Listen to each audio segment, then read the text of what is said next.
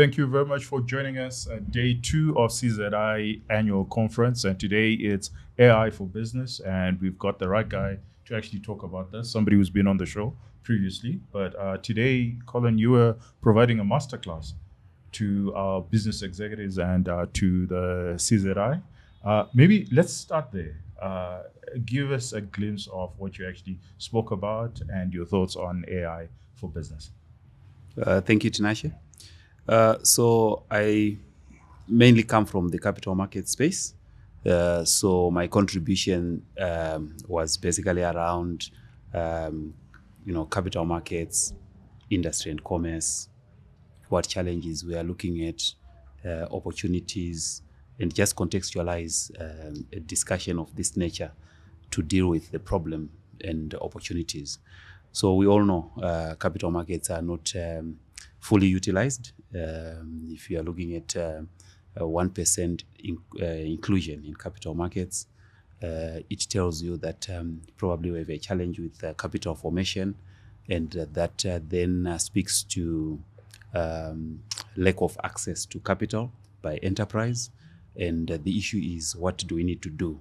This is where innovation, AI, and digitalization comes in. So the issue is now to tackle that conundrum and say, there is need for innovation to address this, while we cannot have capital.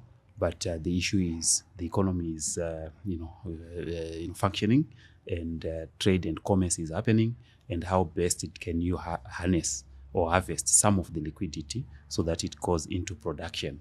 And this is where innovation, digitalization, and AI comes in. Okay. So I know you do a lot of work in East Africa. Mm-hmm. So when you compare to, our rate of innovation and AI, usage of AI in Zim, compared to East Africa, where would you put us? I don't think we're too far behind. They took the first steps, probably went a little ahead of us. But technology is a great equalizer. So nothing is a secret anymore. Mm-hmm. So we probably are almost close or to be at par with them. The only issue is that scale, liquidity, and electricity.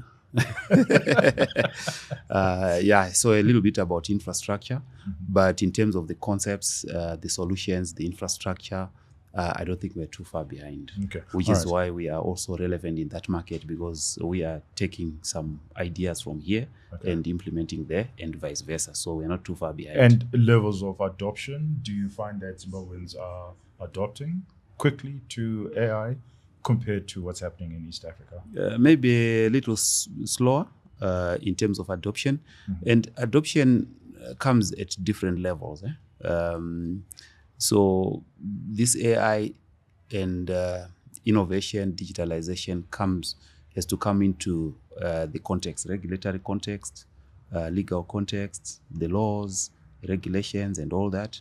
That is one level of adoption. The other is the uptake itself and all that.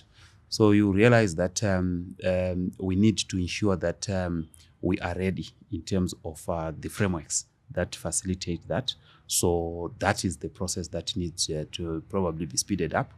And then when it comes to adoption by intermediaries and implementing, the appetite is there. Then it comes now to the uptake by the ultimate beneficiaries. Here we're talking of investors, consumers, and all that. I think the appetite is there. Why? If you come up with a cryptocurrency product, even in the shadows, and when it goes bust, have you ever noticed the numbers that would have been affected? True. That's very true. Exactly. So the adoption is not really an issue, but synchronizing or connecting those initiatives to the enabling frameworks and environment. Yeah. Okay. There's a lot of hype around AI.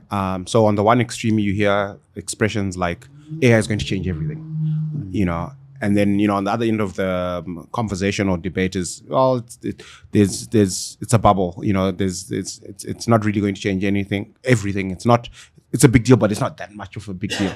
So from a Zimbabwean context, if you're running a business here and you're reading about all of these developments in the world of AI, what's a good place to start, and how is it relevant to you as somebody operating in this environment? It is very relevant. So the first part of the comments or question that you asked, it was about bubble and is it really going to change anything and all that. I think I compare it to when internet came in. So 30 years ago. Yes, 30 years ago.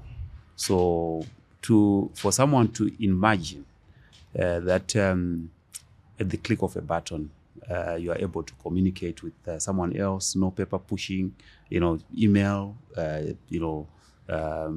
searching and all that. It was unimaginable. And there was that disbelief and resistance at some point. And on the extreme end as well, it was scary times because people feared loss of jobs and relevance and all that. But we adapted. So it became reality and all that. I see the same thing, the same phenomenon with AI. It is coming to be a tool that we can utilize. Yes, there can be a bit of a shift, but the roles are the ones that are going to change. But the way we are going to do business is going to be enhanced, it is going to be improved, and it is going to make things better. It will have an impact because activities and processes that take you days to day, and they start taking minutes to achieve. Research that would take you going to the libraries and reading and all that, you are getting the results instantly. Obviously, it is going to make us more efficient. But the fear of people becoming irrelevant is something that I dispute, because what it means is our productivity, our scale of operations and activities increases. For example, if AI enables us to bring 3 million rural farmers into the financial ecosystem, because the onboarding is easier, the process of registering them is easier, and machine learning is then utilized for them to access certain activities and instruments that they never thought they could be able to. You have put in scale, and you have put in a lot of activity, and it is being done faster. So I think it is a move in the right direction. All right. So for the common guy, when you talk about AI, what we experience is more large language models. Could you go beyond just the LLMs and tell us how AI is actually impacting the world? So obviously there is a bit of mixing of terminology, concepts, and all that. I think the best is to just simplify, what we are talking about. So innovation, automation or digitalization, AI, is it the same thing? So it contributes to the same thing, but there are elements, it can be compartmentalized. So you start by innovating. Innovating does not necessarily need to be technology, does not necessarily need to be automation. It is changing the way you do things, modernizing how you look at things, converting a certain concept, bring a new idea, bring a new product, and all that. That has to come first. Then you look at now the automation of the processes. What is that? Removal of paper, giving access, mobile access, remote access, and all that, mobile money and stuff like that. That's the next step. Then once you have done that and you now have data, you now have a lot of data, you now put in now the machine learning now to now help the users now with decision making, with information, and things like voice commands to solve problems that would have been very difficult. Understanding my language, my own language, in terms of me wanting to do a banking transaction. That's basically what we are now looking at in terms of AI. Okay. All right. Well, fantastic. Like we said, we're just taking just a few minutes of your time. Thank you very much for joining us, and we hope to see you again, and we hope to hear a lot more about what's happening with AI. Always a pleasure. Collen. Thank you. Always a pleasure. Right. Thanks. Yeah. Shout out to our sponsors. Thank you. Yeah, you can go ahead. Carefulos, BAT, Delta. Delta, and Old Mutual. Thank you very much.